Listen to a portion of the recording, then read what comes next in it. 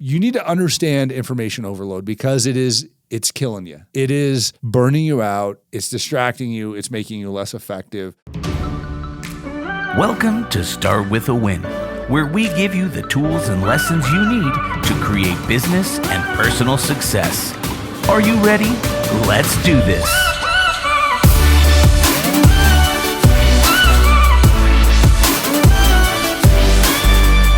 You know that part of the song where it goes, I just see us on the beach, you're like riding a wave and it just like takes you off. I love it. Coming to you from Brand Viva Media headquarters. Hey. Studios. Studio A. Studio A. That's right. Are we in we're in Studio A. This is Studio A, yeah. Awesome. It's Adam Contos, Only Start the With a Win, and producer Mark. That's right. Hey, how's it going? It's great. How are you? I'm doing so good. I mean, we've had Carl Mecklenburg on the podcast. Whoa. We've had just some really, really cool people. We're pushing summertime now. We're pushing springtime. Yeah.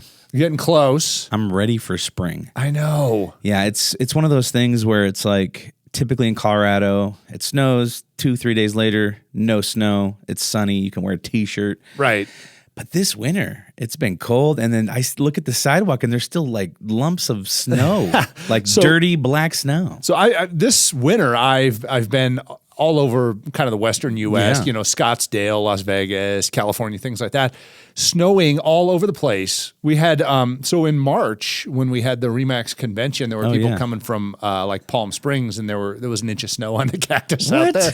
Yeah, it was weird. And snowed in Vegas. I don't know, it's just been a weird winter. Cold winter. It's been a little overwhelming. And, sometimes when it's cold, you can kind of hunker down and then not want to do anything, and then you just start consuming all this Facebook, TikTok, Instagram, Netflix, news articles, YouTube.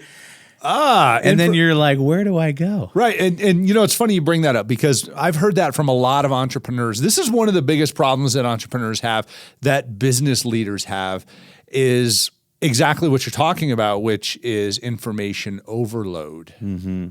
Ooh. Information overload. Overload. I'm overloaded. I'm going to explode. I mean, it makes so much sense because in today's society, right, we're being bombarded by all these messages. I want to say, like, I heard somewhere, and I need to get this fact checked, but it was like back maybe 20, 30 years ago, we were bombarded with so many ads a day, but now it's like thousands and thousands of ads a day that we're being bombarded with.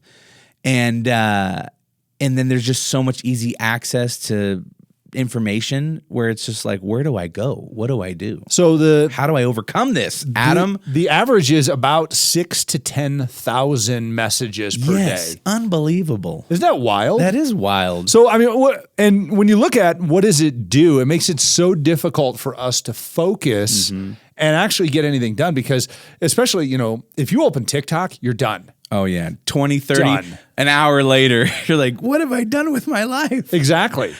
Yeah, it's fascinating because you look at, there are certain things that run unrestricted in our lives where actually you look around the world, other countries to a great extent will actually limit what is allowed to show up on those things. So they'll limit the amount of time you can spend on them. They'll limit the information that's on them. It has to be educational. It has to be, pertinent to what they're trying to develop in these people. Yeah. Granted, it's Big Brother. Right. But it limits your information overload. But we have the freedom to limit ourselves. Yeah, yeah. We can make these choices to limit that and therefore alleviate some of these consequences. And I want to talk about those real quick. Yeah, I'd love to hear because I do think that, as leaders, the biggest hurdle of productivity is procrastination. Right. And a lot of times we procrastinate by educating, Yeah. Distracting, educating. Yes. I don't know. Is it the same thing? Probably not. But I mean, ultimately, you look at this, the major consequences of information overload are decision fatigue. Mm-hmm. You ever feel like you just can't make a decision because there's just so much stuff going in your head? Yes. And so many people telling me the right way to do things. Yeah, totally. So then you get analysis paralysis where, you're stuck. You're locked up because you have too many options or you have too many thoughts going on. Mm-hmm. And then, of course, all of this leads to burnout. Yes. So have you seen an employee, maybe one of your kids or whatever, who has too much coming at them with their homework, things like that? But at the same time, I will say there's a redeeming factor to all of this. Okay. It helps us learn to cope and deal with stress if we understand this. Yeah. Because ultimately it's on us to sort through all this garbage that's going into our heads and figure out what are we going to do in order to create progress. Yeah, it's a growth opportunity. Absolutely. Absolutely. So this is interesting because it makes me think of this story. Sarah Blakely, Spanx. Oh, yeah. So when she started that company, she knew nothing about the clothing, textiles, things like that industry. And she got into this, and she has this classic story of being overwhelmed and burned out on this stuff because she started doing research, and there is such thing as too much. Yeah. Okay. She ended up just getting overwhelmed and overloaded with information. I had to take a step back and learn some focus skills in order to separate all of these different aspects to build this multi-billion-dollar company. Wow. Yeah. So it was, everybody runs into it. Yeah. Elon Musk runs into it. Yeah. I mean, it's common, but we just need to understand how to take and make some decision-making opportunities for ourselves and to make those decisions and then move forward with those and get rid of all the rest of the garbage here. Yeah. Yeah. And I think about, that idea of sometimes we never start something because we're always preparing or we're always researching or we're always, studying and trying to okay, once I have enough information and once I have enough knowledge, then I'll start the thing that I want to start, Right. Exactly. Well, and we try to make things perfect. And yeah. I'll tell you, done is better than perfect. That's right. Take your ass to market. Right. Done is better. If you listen to everybody's opinion, you'll never get your ass to market. That's right. Have I told you that story? Oh, yeah. I love that. and for people that have not heard that, it's an Aesop fable about this guy trying to get a donkey to market to go sell this ass at market. And he keeps running into people along the journey, and they keep telling him different things. You should be leading the donkey. You should be riding on the donkey. You've got this boy. Why isn't he helping you with the donkey? You should be carrying the donkey. And then they eventually drop the donkey into a river because they're overwhelmed. Yeah. And they're just listening to too many people, and they never get their ass to market. Yeah. Decision fatigue. Whoa. You got that right, buddy. So let's talk about some tips to overcome information overload. So first of all, this is a good one. Yeah, obviously write down everything you're trying to figure out here and then prioritize that. Prioritize the decisions you're trying to make and then prioritize the sources of information that are coming in for that. And then guess what? Focus on the most important ones. Okay. Yeah, that's super helpful because I think whenever I write something down, it gets it out of my head onto paper, and then it allows me to kind of almost forget about it or leave it off to the side. Totally. And so I think when you start to write those things down and then analyze those things, see what's most important, and then take action and focus on them, I think that's super helpful. And I've seen this with a lot of big entrepreneurs, big business leaders. I can't remember exactly. Maybe it was Jack Welch or something like that. They said, write down the top 10 things that you need to do and then put them in order. And then take and rip off the bottom 7 and throw them away. Okay.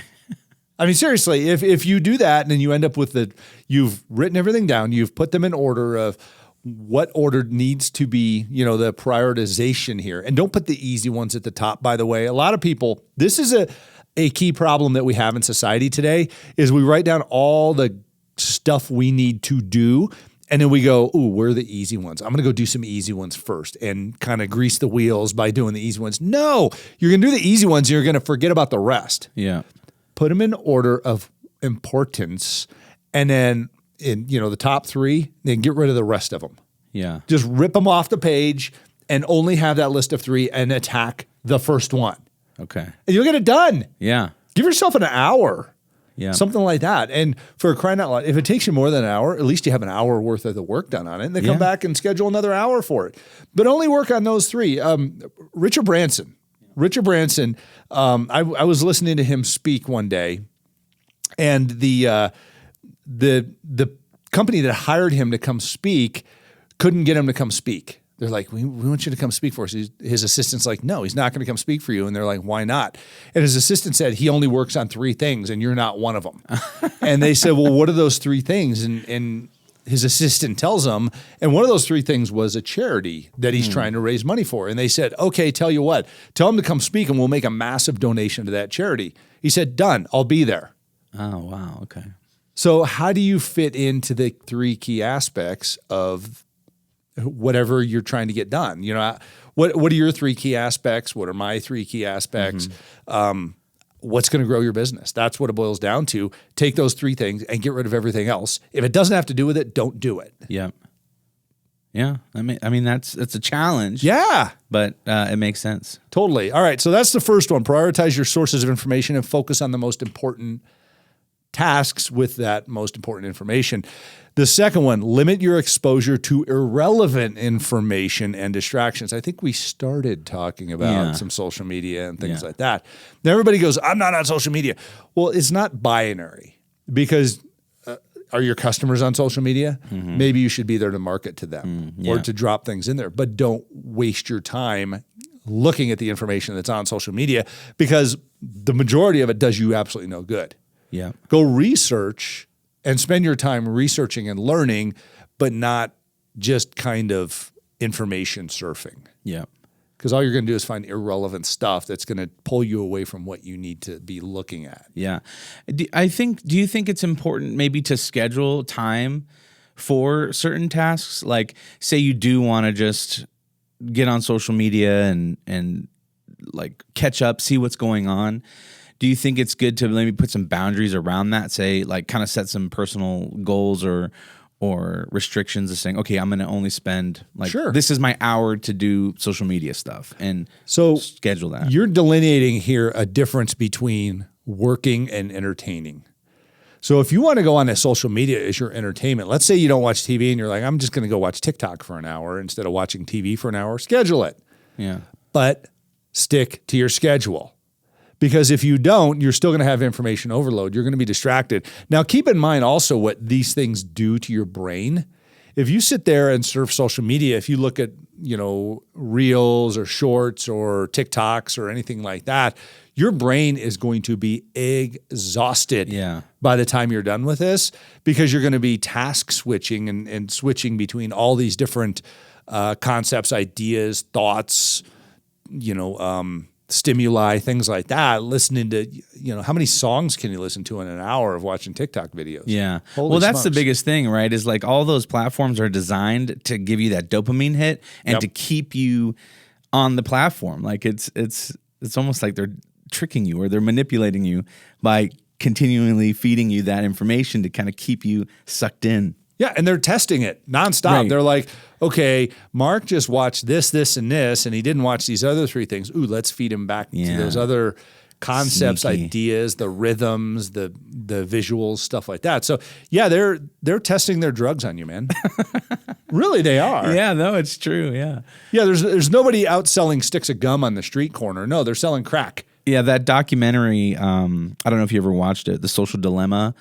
It did a good job of kind of explaining, how the social media platforms really target you, and they make the social media platform like an actual person, and it's like a group of these guys it's pretty much you, and they say, oh, like let's try giving them this and see if it works, and they're kind of working constantly to see what's going to keep you, on the platform and stimulating your brain constantly. Totally.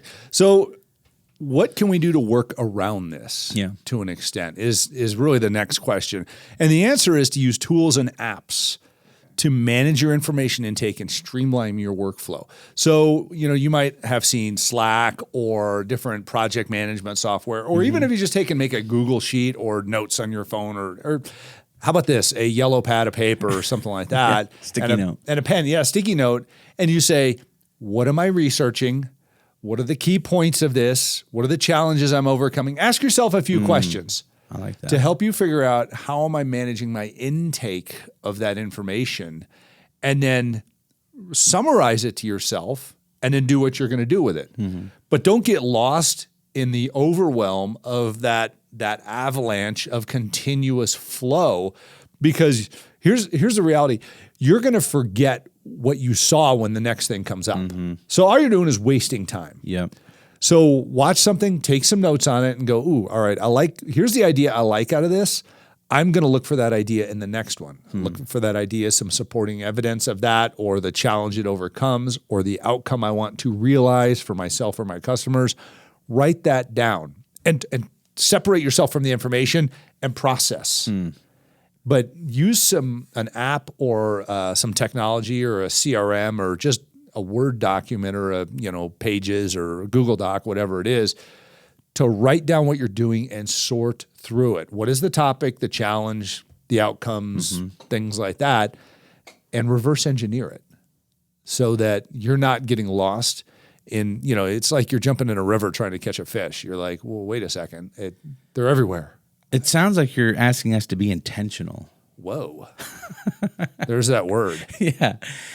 Because, the one of the worst feelings, right, especially, when you're in charge of your own schedule and your own boss, is when you start doing research aimlessly and you spend the entire day doing this said research and then you've really not accomplished anything. Like you've just gone in circles. Yeah. And at the end of the day, you're like, what have I accomplished today? Right. Exactly. And that's just not a good feeling. It's interesting you say that because I typically, businesses or people trying to make some money off of this or what have you, or maybe get better grades, who knows, are doing research. Why do you do research? I mean, you're either doing it to waste time or to make money, to accomplish something. So, or make time, I guess, by being smarter. But the reality is you don't want to be doing something that is not going to create a positive calculated outcome for you.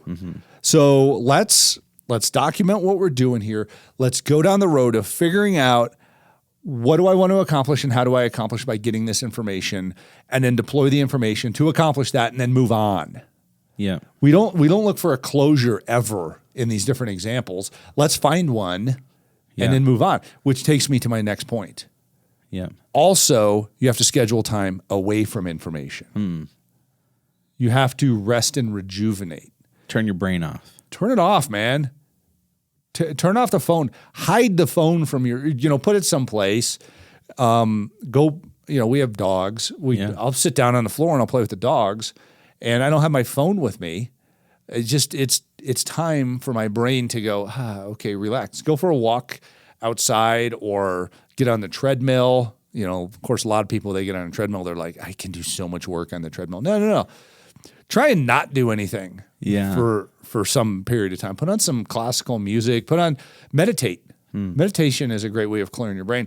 You're never going to escape information overload if you don't clear that calculator, clear your brain out, and start from scratch again. Yeah. So good diet, good exercise, good sleep. Whoa. Right? Those three things help rejuvenate your brain. How about good love, good relationships? Yep.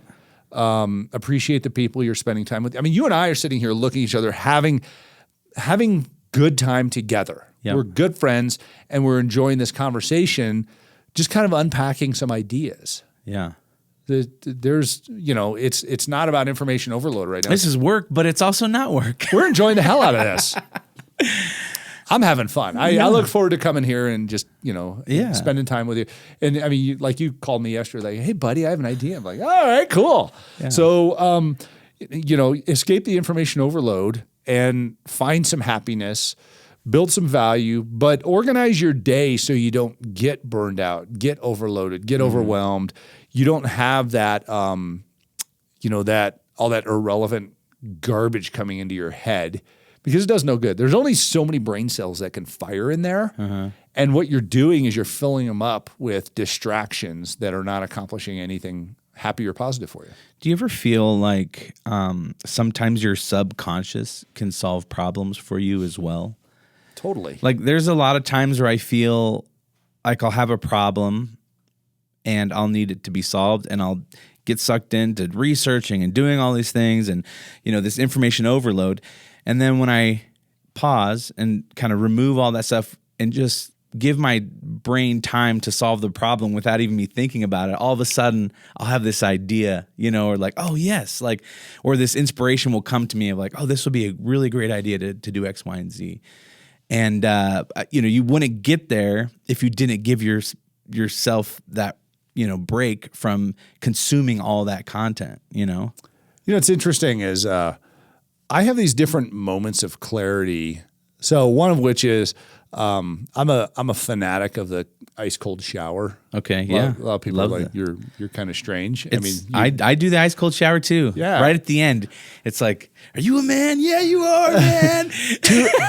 2 minutes of hell. Yeah, but then it's like you feel so like rejuvenated and like ready to, like, who needs a cup of coffee after that ice cold shower? But it's interesting. Not only does it like fire up your metabolism, but it clears your brain.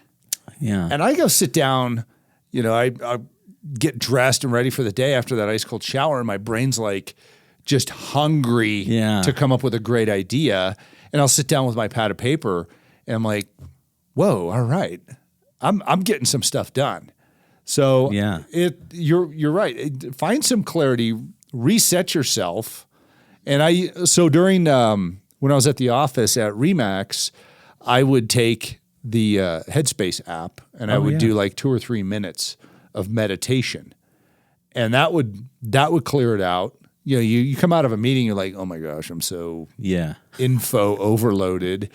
And then you sit down and run that thing and listen to the British guy talk in your head and some sounds and breathing and stuff like that. And you're like, I'm ready to take on the world now. Yeah. So you've got to find a way. You have to find a way to remove yourself from the information overload, from so many different distractions and stimuli in the world, in order to get things done. Yeah. Makes sense. Yeah, totally. We all have it. We're in the world right now that, like I said, 6,000 to 10,000 distractions or stimuli per day. I mean, try and count that high. You can't. Yeah. It doesn't work. You wouldn't last that long. You'd lose track. You'd forget. Totally. But we're getting it. Yeah. So, here's the reality. You need to understand information overload because it's killing you. It is burning you out. It's distracting you. It's making you less effective. You're running at, call it 25 to 40% of your capacity because there are too many things pulling on you, and you need to separate. You need to take and focus. You need to prioritize. You need to limit your exposure to irrelevance and be conscious of that. Look at things and go, I should not be paying attention to this right now. No is a very powerful word. And then take these tools, write things down, what's going on, and then remember, schedule that time to rejuvenate. Yeah. Yeah, I think that's all awesome stuff, and it's all stuff that I need to be reminded of. So hopefully anyone who's listening heard this episode and was like, oh yeah, maybe today when I get home I just won't turn the TV on and have the news running in the background. There you go. I can't tell you last time I turned it on. Yeah, me neither. I'm not a big TV guy. I know. I have 3 awesome TVs, and they don't get used. Yeah, we do have family movie night on Fridays, so I like to get the Sonos sound Atmos digital experience, but that's usually just Friday nights. No screen Sundays, no screen during the week. You know what? Keep it clean at that. You're getting one source of information when you're watching a movie. That's right. Just one. Unless you're one of those movie watchers with your phone in your hand, and I don't think you are. No, I'm not. I like to get sucked in, There you go. Live in the moment, my friend. That's right. Well, hey, thanks so much for just encouraging us today and reminding us what it takes to remove ourselves from being fatigued and overwhelmed as a business leader, and how we can be better. I love it. All right. Thanks for starting with a win, Mark. Hey, thank you. Hey, thanks for listening to Start With a Win. If you enjoyed this episode, make sure you subscribe so you get notified every time a new episode drops. And if you really like this content, please leave us a 5-star rating and a review. If you want more awesome information, head over to adamcontos.com.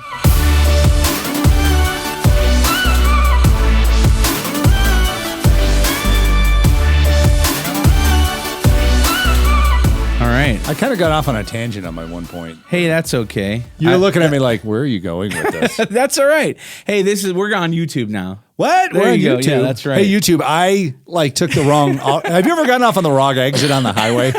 And you're like, what the hell? Where am I? Where am I? Yeah. Sometimes I do that in our podcast. Hey, that's okay. We'll zip it all together. Producer James will snippity snap. There you go. And, make it happen. Hey, you talked about the cold shower. Have you thought about doing a cold plunge? I've done that. I know. I've done it too. But I've been thinking like, man, what if I got like a cold plunge like at my back, in my backyard? Oh, You just get in there. Dang. I wish the gym, I go to Lifetime Fitness and Yeah. they got really nice amenities and it's really nice. they don't have a cold plunge. They there? don't have a cold plunge. What? I know. Back in the day, we used to go as a family. We used to go to the Colorado Athletic Club. Yeah. And in the men's locker room, they had a cold plunge. So you go from like the hot tub and then do a cold plunge, and it was awesome. I like that. Yeah. Yeah. It's what is it? The cold plunge, you should go up to your neck for 30 seconds, I think it Yep. is. And if you're doing the ice cold shower, you should do it for 2 minutes. Yeah. Is what I've heard. Yep. That's good. Yeah. I usually hit that sucker and then just push through the pain, And then especially in the winter here when the pipes are real cold and the water's just coming from outside and it's like freezing. That's a experience for sure. I love it. It's something I try to do every single day. Yeah. If you don't, it's strange because at like 10 or 11 a.m., you feel it. You feel that you did not do it for the day. Yeah. Yeah. When I feel the best is, when I, get my workout in and then I hit the sauna for 20 minutes, just get super hot and then go like the first thing is like go from hot to like just straight up cold and you're like, but it really gets your blood flowing, Yeah, it does. And like you said, your brain starts like cracking and you feel like good afterwards. I love it. So everybody, next time you take a shower or whatever, 2 minutes of cold. That's right. Challenge 2 minutes of cold. Leave a comment below if you've done this or are going to start doing this. It's good for you. I mean, there's so much science too, like around, the stimulation of your, vascular system and all these other kind of things. Your metabolism loves it. Oh yeah. It's supposedly, okay, guys, listen up. Supposedly it burns belly fat too. Okay. Hello. Listen, I at least it maintains the. All right. Well, hey, they say that abs start in the kitchen, so there you go. You don't. I'm taking my cold shower, but yeah, you don't build abs. You reveal them. That's right. Exactly. Well, hey, thanks so much for hanging out with us here on Start With a Win. And if you liked what we're doing, hit that thumb up icon. It'll show this content to more people. The algorithm loves that thumbs up icon. Leave a comment below. And if you've just been passively watching and hanging out, maybe subscribe. And hit that bell icon because you get notified every single time a new episode drops. So until next time, we'll see you when we see you.